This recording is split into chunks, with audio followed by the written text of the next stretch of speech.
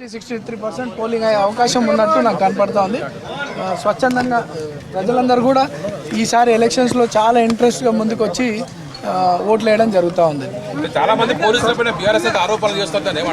పోలీసులపైన BRS అయితే ఆరోపణలు చేస్తున్నారు. వాళ్ళు ఆరోపణలు చేస్తూనే ఉంటారు. జనాలు మాత్రం అవన్నీ పట్టించుకోవట్లేరు. అభివృద్ధి లక్ష్యంగా ఈ ఎలక్షన్ మీద చాలా సీరియస్గా జనాలు బయటకు వచ్చి ఓటేస్తారు. చాలా యువత ముందు కాదు, యువతనే బాగా యువత పెద్దలు అందరూ కూడా వస్తూ ఉన్నారు. ఈసారి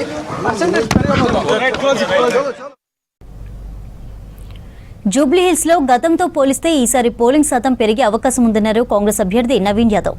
మొత్తం 65% వరకు ఓటింగ్ నమోదు కావచ్చన్నారు.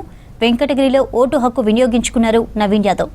ఉదయం యూసఫ్గూడ చెక్పోస్టు దగ్గర ఏర్పాటు చేసిన పోలింగ్ కేంద్రాన్ని పరిశీలించారు. ఉదయం స్థానిక ఆలయాన్ని దర్శించుకుని ప్రత్యేక పూజలు చేశారు నవీన్ యాదవ్.